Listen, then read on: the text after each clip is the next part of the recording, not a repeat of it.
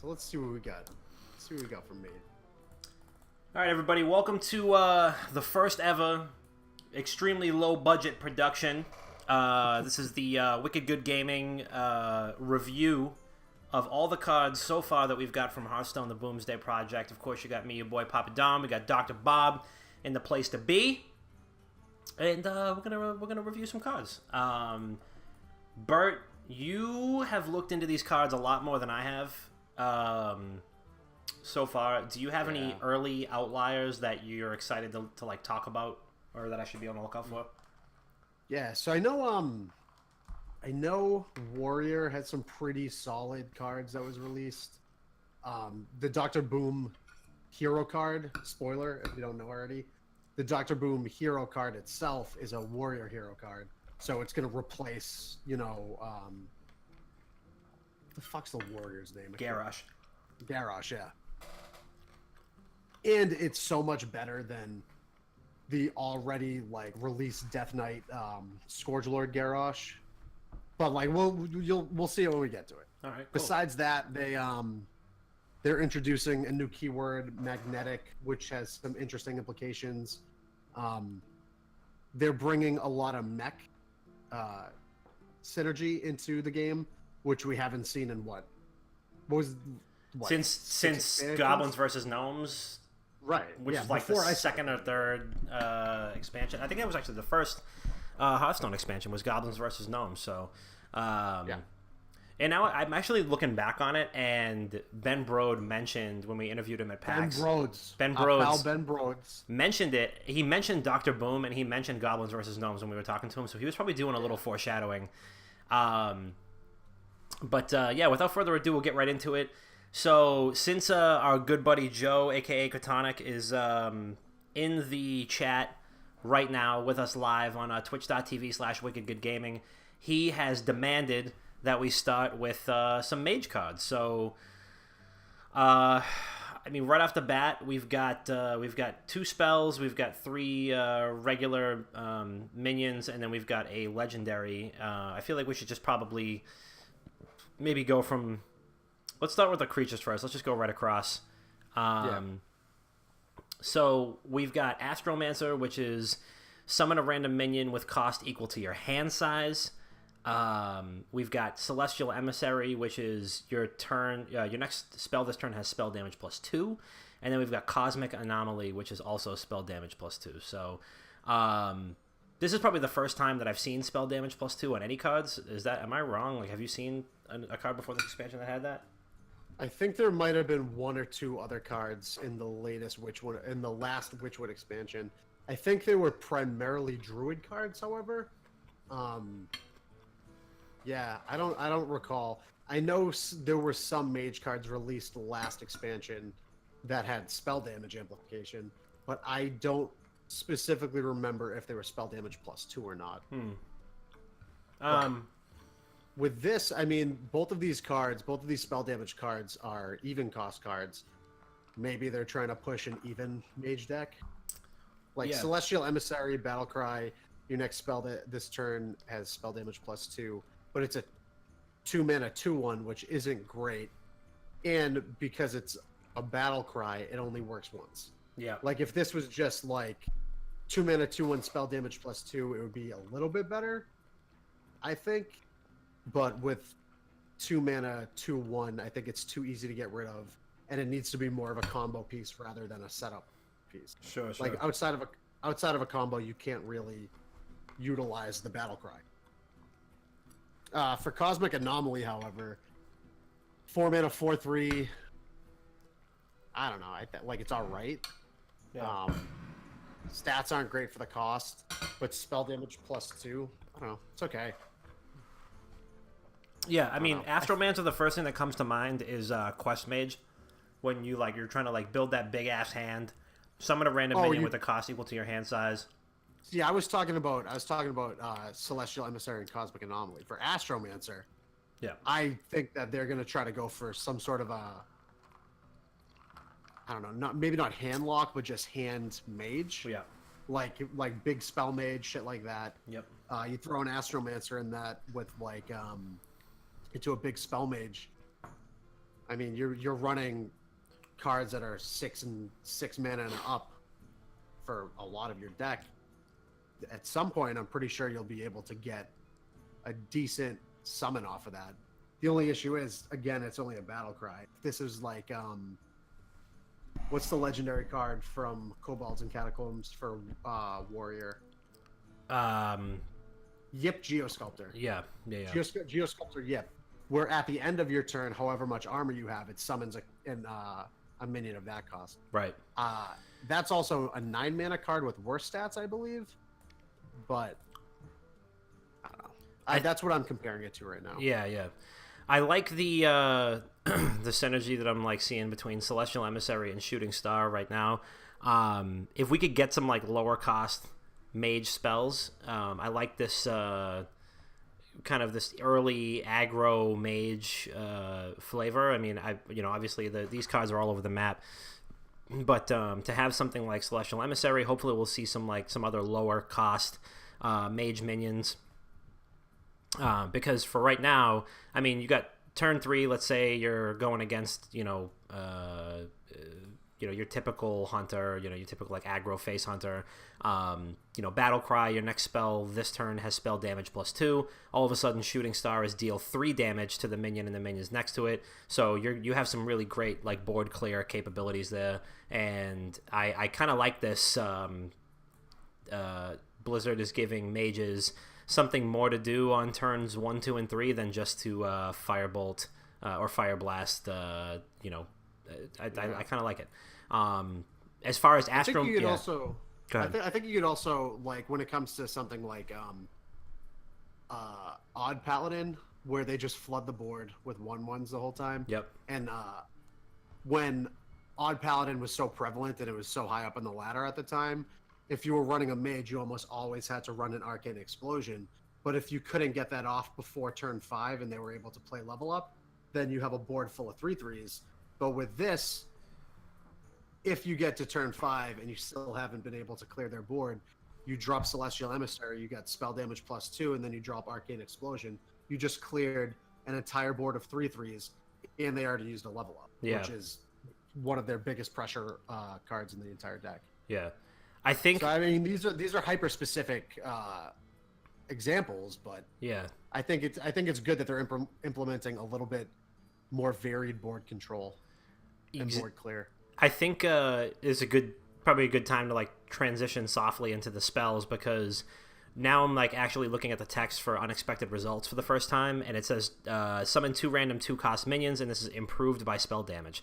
So I think what we're really going to see is could we see like an OTK mage where, the spell damage, you're just going to be like stacking spell damage, control the board until you get to a point where you can summon, I don't know, let's say you have both of these 2 Cosmic Anomaly and Celestial Emissary on the board. All of a sudden you've got summon 2 random 6-cost minions, and that's pretty fucking sick, as a late game swing. So I don't know. I mean, I think that Mage is going to have some very different options. It's going to be nice to kind of see outside of their typical control mage that we're going to see some more big spell mage, and we're going to see a lot, big minion, big board, and really big spell damage. I think the only issue I see with that is right now is that I think big spell mage just does all of this so much better. Yeah. Than what it's already here. Like in big spell mage, you already have spells that can clear the board. You're always building up to dropping Dragoncaller or Alana late game, so you don't necessarily need excess minions for board control, as long as you can maintain the board and you could chip down at your opponent, or maybe you draw Frostlich Jaina and then you have even more board control. Like once you get Dragoncaller or Alana, you pretty much have all the board presence you need. And then the only real thing that can stop that is like a Twisting Nether from a Warlock, maybe. Mm-hmm. But that's about it. I think the only issue right now with the cards that we're seeing for Mage is that Big Spell Mage does a lot of what we think they're trying to do. We could be completely wrong. They could be just going for something else. I just think Big Spell Mage does all of that better already. Mm-hmm. So last but not least, we have Stargazer Luna, and I mean, it's a 3-cost 2/4 legendary. After you play the rightmost card in your hand, draw a card. I don't know how I feel about this. I feel like this is kind of meh. I kind of like it. I think it's. I mean, how many times do you think you're going to be able to pull this off, where you just start chaining through like a gadget and auctioneer for Rogue, where you just start chaining through everything. Mm-hmm. But I think, say you drop Stargazer or Luna, and then you could throw out like a Arcane Intellect. You draw 2 cards, and it's your rightmost card. I don't. It sucks that it has to be your rightmost card, but if it is your rightmost card, you draw 2 cards, and then you draw an additional card. Mm-hmm. Or whatever that additional card is, if you still have mana to play it, there you go. You just keep rotating and cycling through. I think it's very situational. I think it's not going to get pulled off. It's going to fail more often than not, more often than succeed. But I think it puts enough friction on the board where it needs to be taken care of, where it's going to, once you play this, it could force your opponent to spend its next turn getting rid of Stargazer Luna. Just like Archmage Aragel, which was the other legendary mage card released for the Witchwood expansion. Mm-hmm. If you don't get rid of Aragel, you just start stacking, and your card generation is just immense. And if they leave that on the board, you always have the upper hand. You just have more cards in your hand no matter what. Sure. Like specifically if you're drawing minions. But if you have Aragel in your deck, you have a minion-based mage deck. Mm-hmm. But I don't know. We'll see. I don't think it's. I don't know if there's a possibility. Like, there's no way they could form a deck around it because it's so random. I don't think there's any way that they can form a deck around any of these cards actually for Mage, and that's one of the biggest things you see in Hearthstone right now. You find a class-defining card that you build a deck around. At this point, the only one I could see possibly is Astromancer, and that's for like a hand lock mage, but that only can happen once or twice if you're running 2 Astromancers, because it's just a battle cry. It's not like an return effect. So besides that, that's like a stretch as it is. I don't think people will start building decks around that. I think it's too tough, but I mean, they still have more cards to release. So we'll see. I think it's too early to tell for a lot of these classes. These early tastes are good, but I'm pretty sure it's way too early to tell with like a lot of these classes. Which brings us to Warlock. Speaking of too early to call, I mean, we've got 1 minion and 1 spell here. Demonic Project, I think, is really interesting. Each player transforms a random minion into their hand into a demon. So, as I understand this is just going to turn into a random eligible demon, and that could be fucking insane. I mean, I'll have to look into that card a little bit more to see like what the possibilities are. But if it's just any demon, I mean, you could be looking at some seriously lethal shit super early in the game. I mean, you could drop that super early and just take a gamble and just hope that you've got something, all you need is 1 demon. See, I'm thinking of this the complete opposite way. Finish what you're saying, and I'll get on to what I was saying. But I'm thinking, you're thinking for yourself. I'm thinking more lines of your opponent. But finish your thought, because I think the exact opposite, actually. Yeah, no, I think that, this is kind of the same kind of risk-reward theme that we've seen with other Warlock cards. But like Joe was just saying, too, this sounds like the Mask Collector's ability from the Witchwood, where he turns 1 random minion into another one. So No. So I believe the Mask Collector's... So that's a rogue legendary spell. It has Echo. I think it's a 2-mana 2/2. And you play it, and you generate a random legendary card. Mm-hmm. I'm pretty sure that's what the Mask... Unless that's Face Collector? I think that's Face Collector. I could be thinking differently, but I think those are the same cards. Yeah. But what were you thinking about the Demonic Project?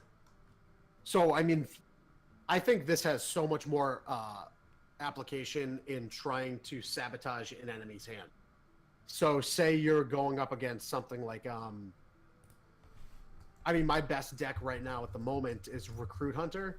where it's very specific around what minions you have in your deck and how to play them. So, like, say for instance, I'm trying to line up on turn 6. I have coin in hand. I'm trying to line up my Oozling. So I drop it. It gains the death rattle of either Silver Vanguard, I think it is, which is the 3/3 summon an 8-cost minion, or Katharina Winterwisp, which just summons a beast. So you drop Seeping Oozling, you drop Seeping Oozling, it gets that death rattle, and then you coin Play Dead on turn 6. So you automatically get that death rattle off, and then you summon like a Witchwood Grizzly, a Charged Devilsaur, King Crush, Katharina Winterwisp, possibly if you got Silver Vanguard, or like Lich King, for instance. But say you're the Warlock going up against a Recruit Hunter, you could wait till turn 5, where they're trying to collect all of these pieces for that combo. You drop Demonic Projection. Say they have both of the Seeping Oozlings in hand. They're now missing their first piece to the combo. Yep. And now they just have to rely on everything else in their deck to play out. Yeah, I think you could crush combo decks like that's more. Yeah, that's exactly what I was just thinking too. Is like you think about your Infinite Fireball mages and the way that this is gonna fuck up somebody who's got a Sorcerer's Apprentice in their hand or something like that. On one hand, you're like the decks that are specifically your Exodia decks, your big combo decks that really rely on precise play. Demonic Project could really fuck that up and really swing some momentum. On the opposite hand, 2 mana to turn your opponent's Flame Elemental into a Lord Jaraxxus. right. Yes. Not so fucking great. So, like I was saying, like high risk, high reward. I really like it. It's just fucking crazy enough to belong in the existing Warlock repertoire. And I think we're gonna get some incredible fucking footage of. I really like this card. Yeah, I like it too. I think really like it. This is like the type of chaos that I play Hearthstone for. So I'm excited to like see this unfold in tournament play. I'm really excited to like see some crazy like YouTube highlight reels of like what Demonic Project turns up. So. I think this is a good like one-off in a good amount of Warlock decks, where if you have room to put this in, I think it could be really good to just squeeze into your deck, maybe remove one card, squeeze this in, and like say for instance you do go up against those big minion-based combo decks like Malagos Druid, where they drop Malagos and then they finally break their Twig of the World Tree or something like that. Yep. And they have 20 mana to play with to just start throwing all of their low-cost spells at you that do +5 spell damage every single time. Mm-hmm. If you Demonic Project this, that Malagos turns into something else. Yep. Their whole combo is dead. You could ruin combo decks with this, specifically minion-based combo decks with this. I really like this card. I think it'll some play.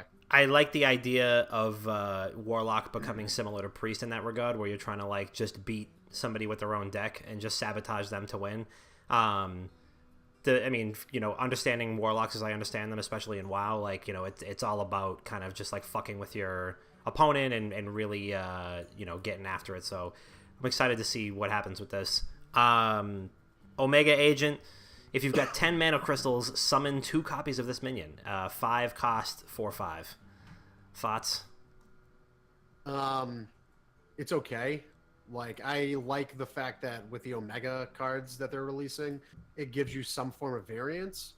So if you draw it late into the game and you have 10 mana and you want to play this, you then get a 5 mana, summon 2 copies of this? Or is it 2 copies or 2 more copies? 2 copies of this minion. 2. Yeah, so you're going to get 3 total. So if you... Yeah. Oh, okay. So that's not terrible, I guess. So late into the game, you draw this late, you spend 5 mana, and you get a 12/15, essentially, spread out between 3 minion. Mm-hmm. It's okay. I don't think it's fantastic. I think... I like it's not a card that you'd want to play on turn 5. It's a card you'd want to hold on to. You have to hold that, yeah.